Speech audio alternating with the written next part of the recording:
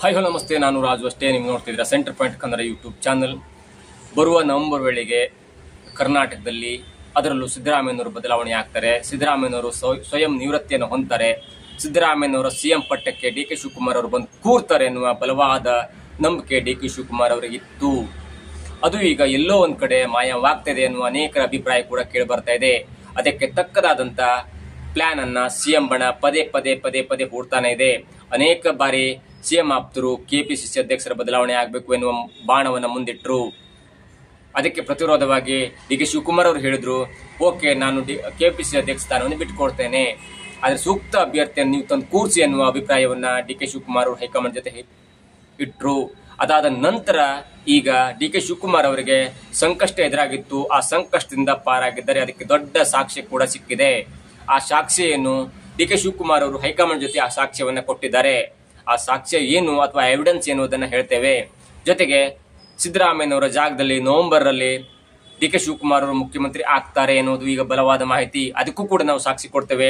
ಅವೆಲ್ಲವನ್ನ ನೋಡೋಕ್ಕಿಂತ ಮೊದಲು ನಮ್ಮ ಚಾನಲ್ನ ಇಲ್ಲಿ ತನಕ ಸಬ್ಸ್ಕ್ರೈಬ್ ಮಾಡಿಲ್ಲ ಅಂದ್ರೆ ಈಗಲೇ ಸಬ್ಸ್ಕ್ರೈಬ್ ಮಾಡಿ. ಜೊತೆಗೆ ಕಾಮೆಂಟ್ ಮುಖಾಂತರ ತಮ್ಮ ಅಭಿಪ್ರಾಯವನ್ನು ತಿಳಿಸಬಹುದು. ಹೌದು ವೀಕ್ಷಕರೇ, 2023ರಲ್ಲಿ ಚುನಾವಣೆ ಆದಾಗ ಚುನಾವಣೆಗೆ ಬೇಕಾದಂತ ಪೂರಕ ವ್ಯವಸ್ಥೆಯನ್ನ ಮಾಡಿಕೊಂಡು ಚುನಾವಣೆ ಗೆಲ್ಲಿಸುವಲ್ಲಿ ಡಿ ಕೆ ಶಿವಕುಮಾರ್ ದೊಡ್ಡ ಪಾತ್ರವನ್ನು ವಹಿಸಿದ್ರು. ಅದಾದ ನಂತರ ಚುನಾವಣೆಯಲ್ಲಿ 136 ಸೀಟ್ ಗೆಲ್ಲುತ್ತೆ. 136 ಸೀಟ್ ಗೆದ್ದ ನಂತರ ಒಂದ್ ಕಡೆ ಸಿದ್ದರಾಮಯ್ಯನವರು ತಾನು ಮುಖ್ಯಮಂತ್ರಿ ಆಗ್ಬೇಕು ಎನ್ನುವ ಹವಾಲನ್ನು ಕೊಡ್ತಾರೆ. ಜೊತೆಗೆ ಡಿ ಕೆ ಶಿವಕುಮಾರ್ ಅವರು ಕೂಡ ತಾನೇ ಮುಖ್ಯಮಂತ್ರಿ ಆಗ್ಬೇಕು ಎನ್ನುವ ಬೇಡಿಕೆಯನ್ನು ಇಡ್ತಾರೆ. ಇಬ್ಬರು ಕೂಡ ಹೈಕಮಾಂಡ್ ಮುಂದೆ ಕೂರ್ತಾರೆ. ತಾನೇ ಮುಖ್ಯಮಂತ್ರಿ ಆಗ್ಬೇಕು, ತಾನು ಮುಖ್ಯಮಂತ್ರಿ ಆಗ್ಬೇಕು ಎನ್ನುವ ಹಠವನ್ನ ವೇಣುಗೋಪಾಲ್, ಸುರ್ಜೇವಾಲಾ ಜೊತೆಗೆ ಖರ್ಗೆ ಅವರ ಮುಂದಿಡ್ತಾರೆ. ಆ ಮೀಟಿಂಗ್ ಅಲ್ಲಿ ರಾಹುಲ್ ಗಾಂಧಿ ಕೂಡ ಇರ್ತಾರೆ. ಬರೋಬ್ಬರಿ 15 ದಿನಗಳ ನಂತರ ಆ ಚರ್ಚೆಗೆ ಒಂದು ಅಂತ್ಯ ಕಾಣುತ್ತೆ. ಆ ಚರ್ಚೆಗೆ ಅಂತ್ಯ ಕಾಣುವ ವೇಳೆಗೆ ಸಿದ್ದರಾಮಯ್ಯನವರು ಮುಖ್ಯಮಂತ್ರಿ ಆಗ್ತಾರೆ. ಡಿ ಕೆ ಶಿವಕುಮಾರ್ ಅವರು ಉಪಮುಖ್ಯಮಂತ್ರಿಯಾಗಿ ಬಡ್ತಿಯನ್ನ ಹೊಂದ್ತಾರೆ ಅಥವಾ ಪ್ರಮಾಣ ವಚನ ಸ್ವೀಕರಿಸ್ತಾರೆ. ಆ ಒಪ್ಪಂದದಲ್ಲಿ ಖರ್ಗೆ ಅವರ ಸಮ್ಮುಖದಲ್ಲಿ, ರಾಹುಲ್ ಗಾಂಧಿ ಅವರ ಸಮ್ಮುಖದಲ್ಲಿ ಒಂದು ಒಪ್ಪಂದ ಆಗುತ್ತೆ. ಒಪ್ಪಂದಕ್ಕಿಂತ ಮೊದಲು 15 ದಿನಗಳ ಕಾಲ ಸೈಕಲ್ ಹೊಡೆದು ಯಾಕಂದ್ರೆ ಇಬ್ಬರಿಗೂ ಕೂಡ ತಾನು ಮುಖ್ಯಮಂತ್ರಿ ಆಗ್ಬೇಕು ಎನ್ನುವಂತ ದೊಡ್ಡ ಹಠ ಇರುತ್ತೆ. ಅದಾದ ನಂತರ ಒಂದು ಒಪ್ಪಂದ ಆಗುತ್ತೆ. ಒಪ್ಪಂದದ ಪ್ರಕಾರ ಮೊದಲು 2.5 ವರ್ಷಗಳ ಕಾಲ ಸಿದ್ದರಾಮಯ್ಯ ಮುಖ್ಯಮಂತ್ರಿ ಆಗ್ತಾರೆ. ಮುಂದೆ ಬರುವ 2.5 ವರ್ಷಗಳ ಕಾಲ ಡಿ ಕೆ ಶಿವಕುಮಾರ್ ಅವರು ಮುಖ್ಯಮಂತ್ರಿ ಆಗ್ತಾರೆ ಎನ್ನುವ ಒಂದು ಒಪ್ಪಂದ ಆಗುತ್ತೆ. ಆ ಒಪ್ಪಂದ ಯಾರ ಮುಂದಾಗಿತ್ತು ಅನ್ನೋದೇ ಈಗ ಸೀಕ್ರೆಟ್. ಒಪ್ಪಂದ ಮಾಡುವ ಟೈಮಲ್ಲಿ ಯಾರ್ಯಾರಿದ್ರು, ಕೇವಲ ಸಿದ್ದರಾಮಯ್ಯನವರು ಡಿ ಕೆ ಶಿವಕುಮಾರ್ ಅವ್ರ ಜೊತೆ ಯಾರಿದ್ರು, ಮತ್ತೆ 4 ಇದ್ರು. ಆ 4ರಲ್ಲಿ ಇಬ್ಬರು ಯಾರ ಜೊತೆ ಇದ್ರು, ಇಬ್ಬರು ಎಲ್ಲಿದ್ರು ಅನ್ನೋದೇ ಈಗ ದೊಡ್ಡ ಸೀಕ್ರೆಟ್ ಆಗಿದೆ ಉಳಿದಿದೆ. ಆ ಸಾಕ್ಷ್ಯ ಇದೆಯಲ್ಲ, ಆ ಸಾಕ್ಷ್ಯ ಈಗ ಡಿ ಕೆ ಶಿವಕುಮಾರ್ ಅವ್ರ ಹತ್ರ ಇದೆ. ಅದು ಯಾಕಂದ್ರೆ ಆ ಟೈಮಲ್ಲಿ ಸ್ವತಃ ಡಿ ಕೆ ಶಿವಕುಮಾರ್ ಅವರಿಗೆ ಒಂದು ಕಾಲ್ ಬರುತ್ತೆ. ಆ ಕಾಲ್ ಕೂಡ ರೆಕಾರ್ಡ್ ಮಾಡಿ ಇಟ್ಕೊಂಡಿದ್ದಾರೆ ಡಿ ಕೆ ಶಿವಕುಮಾರ್ ಅವರು. ಡಿ ಕೆ ಶಿವಕುಮಾರ್ ಅವರನ್ನ ಮನವನ್ನ ಒಲಿಸುವ ಟೈಮ್ ಅಲ್ಲಿ ಒಂದು ಕಾಲ್ ಬರುತ್ತಲ್ಲ, ದೊಡ್ಡದಾದ ಒಂದು ಕಾಲ್ ಬರುತ್ತೆ. ಆ ಕಾಲ್ ನಲ್ಲಿ ಇಬ್ರು ವಿಡಿಯೋ ಕಾಲ್ ಮಾಡಿ ಮಾತಾಡ್ತಾರೆ. ಆ ಕಾಲ್ ಮಾಡಿದಾಗ ಬಂದ ವಿಡಿಯೋ ಕಾಲ್ ಅನ್ನ ರೆಕಾರ್ಡ್ ಮಾಡಿ ಇಟ್ಕೊಂಡಿದ್ದಾರೆ ಡಿ ಕೆ ಶಿವಕುಮಾರ್ ಅವರು. ಹಾಗಾಗಿ ನೀವು ಏನ್ ಬೇಕಾದ್ರೂ ಮಾಡಿ, ನೀವು ಹನಿ ಟ್ರ್ಯಾಪ್ ಪ್ರಕರಣವನ್ನ ನನ್ನ ಮೇಲೆ ಹೇರಿಸಿ, ನಾನು ಆಡಿದಂತ ಮಾತನ್ನ ಸಂವಿಧಾನ ಬದಲಾಗುತ್ತೆ ಎನ್ನುವ ಮಾತನ್ನ ತಿರುಚಿ ನೀವು ನನ್ನ ಬಗ್ಗೆ ಏನೇ ಆಪಾದನೆ ಮಾಡಿದ್ರು ಕೂಡ ನನಗದು ಏನೂ ಪರಕ್ ಬೆಳೆಯೋದಿಲ್ಲ. ನೀವು ಎಷ್ಟು ಬಾರಿ ಹೈಕಮಾಂಡ್ ಮೀಟ್ ಮಾಡಿ ನನ್ನ ವಿರುದ್ಧ ಹನಿ ಟ್ರ್ಯಾಪ್ ಪ್ರಕರಣವನ್ನ ಬಳಸ್ಕೊಳ್ಳಿ, ಆದ್ರೆ ನಾನು ಎಲ್ಲದಕ್ಕೂ ರೆಡಿ ಇದ್ದೇನೆ. ನೀವು ಏನ್ ಬೇಕಾದ್ರೂ ಮಾಡ್ಕೊಳ್ಳಿ. ನನ್ನ ಕೆಪಿಸಿಸಿ ಅಧ್ಯಕ್ಷ ಸ್ಥಾನಕ್ಕೆ ಈಗಲೂ ರಿಸೈನ್ ಮಾಡ್ತಾನೆ. ಆದ್ರೆ ಮುಂದೆ ಬರುವ ದಿನಗಳಲ್ಲಿ ತಾಲೂಕ್ ಪಂಚಾಯತ್ ಆಗಿರ್ಬೋದು, ಜಿಲ್ಲಾ ಪಂಚಾಯತ್ ಆಗಿರ್ಬೋದು, ಎಲ್ಲದರಲ್ಲೂ ನೀವು ಗೆಲ್ಸ್ಕೊಂಡು ಬರಬೇಕು. ಇಲ್ಲಾಂದ್ರೆ ನಮ್ಮ ಸರ್ಕಾರಕ್ಕೆ ಸಿದ್ದರಾಮಯ್ಯ ಮುಖ್ಯಮಂತ್ರಿ ಆಗಿದ್ದಾರೆ ಅಥವಾ ಮುಂದೆ ನಾನು ಮುಖ್ಯಮಂತ್ರಿ ಆಗ್ಬೋದು, ಆದ್ರೆ ಸರ್ಕಾರಕ್ಕೆ ಮುಖಭಂಗವಾಗುತ್ತೆ, ಸರ್ಕಾರಕ್ಕೆ ಮುಜುಗರವಾಗುತ್ತೆ ಅನ್ನೋ ದೃಷ್ಟಿಯಲ್ಲಿ ಪದೇ ಹೈಕಮಾಂಡ್ ಮೀಟ್ ಮಾಡ್ತಾನೆ ಇರ್ತಾರೆ. 15 ದಿನಕ್ಕೊಮ್ಮೆ ಡಿ ಕೆ ಶಿವಕುಮಾರ್ ಅವರು ಪದೇ ಮೀಟ್ ಮಾಡ್ತಾನೆ ಇರ್ತಾರೆ. ಹೈಕಮಾಂಡ್ ಹೇಳ್ತಾ ಹೋಗ್ತಾರೆ, ಹೈಕಮಾಂಡ್ ಮೀಟ್ ಮಾಡ್ತಾರೆ, ಜೊತೆಗೆ ಒಂದು ಮಾತನ್ನು ಹೇಳ್ತಾನೆ ಇರ್ತಾರೆ. ಬರ್ತಾ ಇದೆ ನವೆಂಬರ್, ನೀವು ನೆನ್ಪಿಟ್ಕೊಳ್ಳಿ, ನನ್ನ ಹತ್ರ ಸಾಕ್ಷಿ ಇದೆ. ಆ ಸಾಕ್ಷಿಯನ್ನು ಬಿಡುಗಡೆ ಮಾಡೋದಕ್ಕಿಂತ ಮೊದಲು ನೀವು ಆ ಡೇಟ್ ಅನ್ನು ನೆನ್ಪಿಟ್ಕೊಳ್ಳಿ. ನವೆಂಬರ್ ವೇಳೆಗೆ ನನಗೆ ಮುಖ್ಯಮಂತ್ರಿ ಮಾಡಲೇಬೇಕೆನ್ನುವ ಒಂದೇ ಒಂದು ಮಾತನ್ನು ಹೇಳಿ ಬಂದ್ಬಿಡ್ತಾರೆ. ಹಾಗಾಗಿ ಈ ಹಿಂದೆ 2013ರಿಂದ 2018 ತನಕ ಸಿದ್ದರಾಮಯ್ಯನವರು ಮುಖ್ಯಮಂತ್ರಿ ಇದ್ದಾಗ ಹೇಗೆ ಸಿದ್ದರಾಮಯ್ಯ ಹೇಳಿದ ಪದೇ ಯಾವುದೇ ಒಂದು ಮಾತಿಗೂ ಹೈಕಮಾಂಡ್ ತಲೆ ಅಲ್ಲಾಡಿಸಿ, ಹೌದು ಓಕೆ ಸಿದ್ದರಾಮಯ್ಯನವರು ನೀವು ಹೀಗೆ ಮಾಡಿ, ಓಕೆ ನೀವು ಹೇಳಿದಂತೆ ಹೀಗೆ ಮಾಡಿ ಎನ್ನುವಂತ ಮಾತಿಗೆ ಪದೇ ತಲೆ ಅಲ್ಲಾಡಿಸ್ತಿತ್ತಲ್ಲ, ಓಕೆ ಸಿದ್ದರಾಮಯ್ಯ ಹೋಗ್ತಿದ್ರು, ನಾವೀಗ ಸಂಪುಟವನ್ನು ಪುನರಚನೆ ಮಾಡಬೇಕು ಅಥವಾ ಇಂಥವ್ರನ್ನು ಸೇರಿಸ್ಕೊಳ್ಬೇಕಂದಾಗ ಓಕೆ ನೀವು ಹಾಗೆ ಮಾಡ್ಬೋದು ಅಂತ ಹೇಳ್ತಾ ಇತ್ತು. ಸಿದ್ದರಾಮಯ್ಯನವರು ಯಾವುದೇ ಒಂದು ವಾಕ್ಯವನ್ನು ಹೇಳಿದ್ರು ಕೂಡ, ಯಾವುದೇ ಒಂದು ಸಂದೇಶವನ್ನು ಕೊಟ್ಟಾಗಲೂ ಕೂಡ ಹೈಕಮಾಂಡ್ ಯಾವುದೇ ರೀತಿಯ ನಕಾರಾತ್ಮಕವಾದ ಪಾಯಿಂಟ್ ಅನ್ನು ಹೇಳ್ತಾನೆ ಇರಲಿಲ್ಲ. ಅದೇ ರೀತಿ ಈಗ 2023ರಿಂದ ಇಲ್ಲಿಯ ತನಕ ಡಿ.ಕೆ. ಶಿವಕುಮಾರ್ ಅವರು ಉಪಮುಖ್ಯಮಂತ್ರಿ ಆಗಿದ್ರು ಕೂಡ ಯಾವಾಗ ಹೈಕಮಾಂಡ್ ಜೊತೆ ಮಾತನಾಡಿ ಅವ್ರ ಜೊತೆ ಮಾತನಾಡ್ತಾರಲ್ಲ ಎಲ್ಲಾ ಮಾತಿಗೂ ಕೂಡ ಹೈಕಮಾಂಡ್ ಓಕೆ ಅನ್ನತ್ತೆ. ನೀವು ನೋಡಿ ಅನೇಕ ಎಕ್ಸಾಂಪಲ್ಗಳನ್ನು ನೋಡಿ. ನೀವು ಹನಿ ಟ್ರ್ಯಾಪ್ ಪ್ರಕರಣವನ್ನು ತೆಗೆದುಕೊಂಡು ಹೋದಾಗಲೂ ಕೂಡ ಹೈಕಮಾಂಡ್ ಹನಿ ಟ್ರ್ಯಾಪ್ ಆರೋಪವನ್ನು ಮಾಡಿದ ರಾಜಣ್ಣವರಿಗೆ ಬೆಂಡತ್ತತ್ತೆ, ಕರ್ನಾಟಕದ ಮುಖ್ಯಮಂತ್ರಿ ಬೆಂಡತ್ತತ್ತೆ ಮತ್ತು ಹೈಕಮಾಂಡ್ ಅಧ್ಯಕ್ಷರಾದಂತ ಎಐಸಿಸಿ ಅಧ್ಯಕ್ಷರಾದ ಖರ್ಗೆ ಅವರು ಕೇಳುತ್ತೆ, ಯಾಕೆ ತಮ್ಮ ಪಕ್ಷದವರ ಮೇಲೆ ಆರೋಪವನ್ನು ಹೊರಿಸುತ್ತೆ ಅನ್ನುವ ಪ್ರಶ್ನೆಯನ್ನು ಕೇಳುತ್ತೆ. ಅಷ್ಟರ ಮಟ್ಟಿಗೆ ಡಿ.ಕೆ. ಶಿವಕುಮಾರ್ ಅವರು ಸೇಫ್ ಆಗ್ತಾರೆ.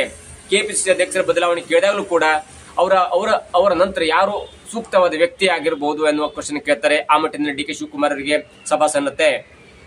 ಯಾವಾಗ ಪರಮೇಶ್ವರ್ ಅವರು ದಲಿತ ಸಮಾವೇಶ ಮಾಡ್ತೇವೆ ಅಂದಾಗ ನೇರವಾಗಿ ಡಿ.ಕೆ. ಶಿವಕುಮಾರ್ ದುಬೈದಿಂದ ಬಂದು ಹೈಕಮಾಂಡ್ ಮೀಟ್ ಮಾಡಿ ಯಾವುದೇ ಕಾರಣಕ್ಕೂ ಪಕ್ಷದಲ್ಲಿ ಒಬ್ಬ ವ್ಯಕ್ತಿ ಸಮಾವೇಶ ಮಾಡಬಾರದು ಎನ್ನುವ ಮಾತನ್ನು ಹೇಳಿದಾಗ ಕೂಡ ನೇರವಾಗಿ ಸುರ್ಜೇವಾಲಾ ಅವರು ಫೋನ್ ಮಾಡಿ ಪರಮೇಶ್ವರ್ ಅವರಿಗೆ ಫೋನ್ ಮಾಡಿ, ನೀವು ಯಾವುದೇ ಕಾರಣಕ್ಕೂ ಪಕ್ಷದ ಒಬ್ಬ ವ್ಯಕ್ತಿಯ ಸಮಾವೇಶ ಮಾಡಬಾರದು, ದಲಿತ ಸಮಾವೇಶ ಮಾಡಬಾರದು, ನಾವು ನಿಮ್ಗೆ ಡೇಟ್ ಕೊಡ್ತೇವೆ, ನಾವು ಬರ್ತೇವೆ, ಹಾಗಾಗಿ ಈ ಕ್ಷಣದಿಂದ ನೀವು ಆ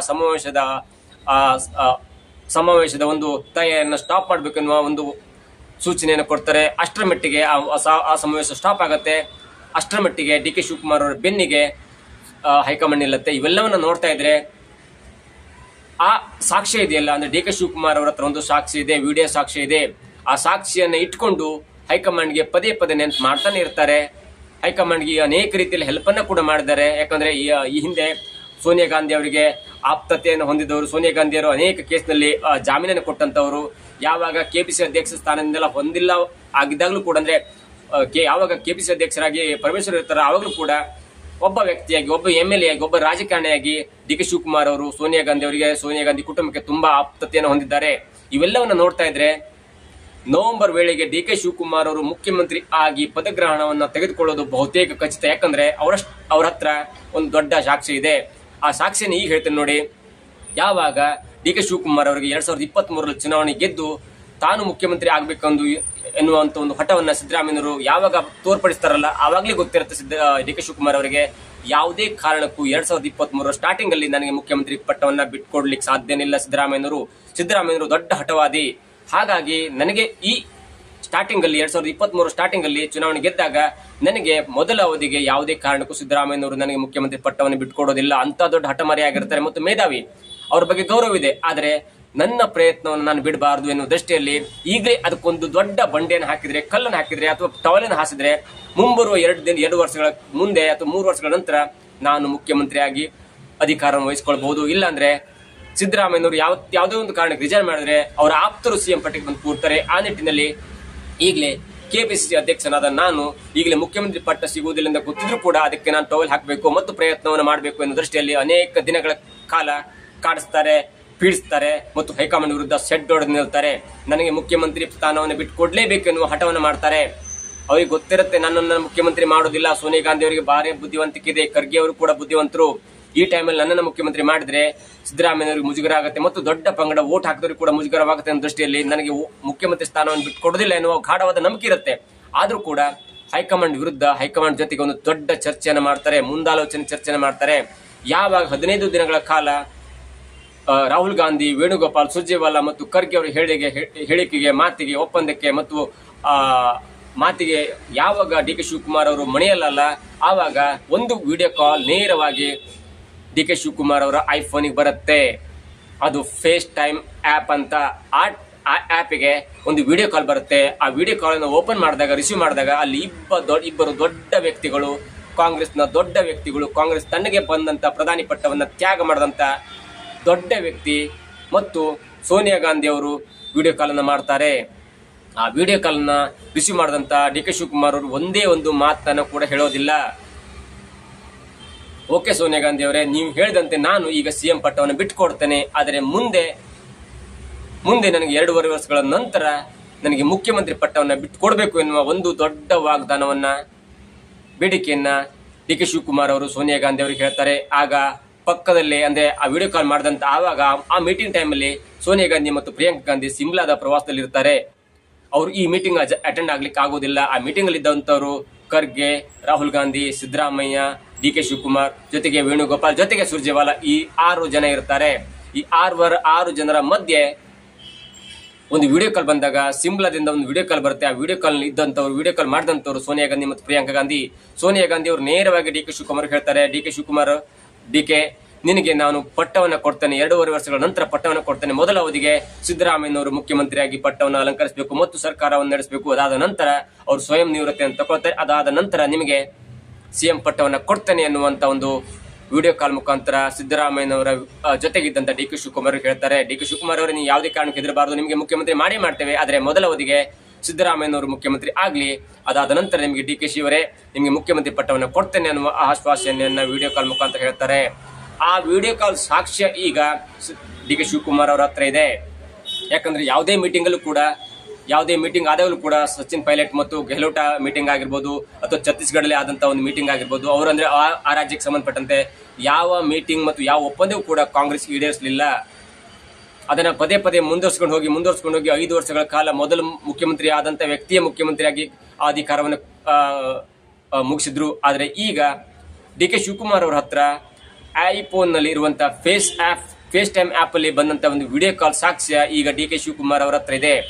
ಆ ಆಪ್ ನಲ್ಲಿ ಬಂದಂತ ಒಂದು ಸಾಕ್ಷ್ಯವನ್ನ ಆ ವಿಡಿಯೋನ ಇಟ್ಕೊಂಡು ಪದೇ ಪದೇ ರಾಹುಲ್ ಗಾಂಧಿ, ಖರ್ಗೆ ಅವರಿಗೆ ತೋರಿಸ್ತಾನೆ ಇದ್ದಾರೆ. ನೋಡಿ ಮೇಡಮ್ ಅವರು ನನಗೆ ಹೇಳಿದ್ರು, ಮೇಡಮ್ ಅವರು ನನಗೆ ಆಶ್ವಾಸನೆ ಕೊಟ್ಟಿದ್ರು, ಮೇಡಮ್ ಅವರು ನನಗೆ ಆವಾಗ ಮನವನ್ನು ಒಲಿಸಿದ್ರು, ಹಾಗಾಗಿ ನಾನು ಮುಖ್ಯಮಂತ್ರಿ ಪಟ್ಟವನ್ನು ಬಿಟ್ಕೊಟ್ಟೆ, ಈಗ ನನಗೆ ಮುಖ್ಯಮಂತ್ರಿ ಪಟ್ಟವನ್ನು ಬಿಟ್ಕೊಡ್ಲೇಬೇಕು ಮಾತಿನ ಪ್ರಕಾರ ಅಂತ ಪದೇ ಪದೇ ಹೋಗಿ ಆ ವಿಡಿಯೋ ಕಾಲ್ನ ತೋರಿಸಿ, ಆ ಸಾಕ್ಷ್ಯವನ್ನು ತೋರಿಸಿ ಹೈಕಮಾಂಡ್ಗೆ ಮನವರಿಕೆ ಮಾಡಿಕೊಡ್ತಾನೆ ಬಂದಿದ್ದಾರೆ. ಅವ್ರು ಹೇಳಿದೊಂದೇ, ನವೆಂಬರ್ ಬಂತು ನೋಡಿ, ನವೆಂಬರ್ ಬಂತು, ಮೇಡಮ್ ಹೇಳಿದ್ರು ನವೆಂಬರ್ ಬಂತು, ನವೆಂಬರ್ ವೇಳೆಗೆ 2025 ನವೆಂಬರ್ ವೇಳೆಗೆ ನನ್ನ ಮುಖ್ಯಮಂತ್ರಿ ಪಟ್ಟವನ್ನ ಕೊಡ್ತೇನೆ ಅಂತ ಹೇಳಿದ್ರು.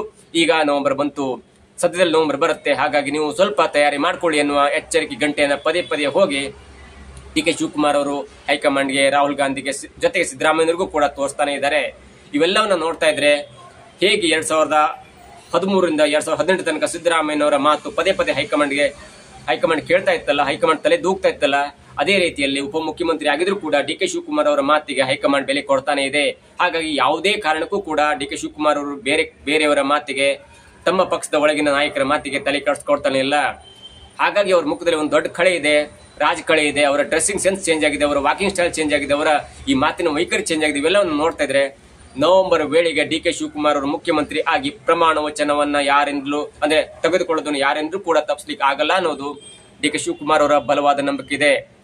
ಹಾಗಾಗಿ ಅವರು ಪದೇ ಪದೇ ಹೇಳ್ತಾ ಇದ್ದಾರೆ, ಪ್ರಯತ್ನ ಫಲಿಸಿದ್ರು ಕೂಡ ಪ್ರಾರ್ಥನೆ ಫಲಿಸುತ್ತೆ ಅನ್ನುವ ಮಾತನ್ನ ಹೇಳ್ತಾ ಇದ್ದಾರೆ. ಇವೆಲ್ಲವನ್ನ ನೋಡ್ತಾ ಇದ್ರೆ ದೇವರ ಸಮಾನದಲ್ಲಿ ದೇವರಂತೆ ಕಾಣುವಂತ ಸೋನಿಯಾ ಗಾಂಧಿ ಅವರು ದೇವರು. ಹಾಗಾಗಿ ಅವರಿಗೆ ಅವರು ಕೊಟ್ಟಂತ ಒಂದು ಮಾತು ನನ್ನ ಮುಖಾಂತರ ಈಡೇರಿಸ್ತಾರೆ ಎನ್ನುವ ಒಂದು ದೊಡ್ಡ ನಂಬಿಕೆ ಇದೀಗ ಡಿ ಕೆ ಶಿವಕುಮಾರ್ ಅವರ ಹತ್ರ ಇದೆ.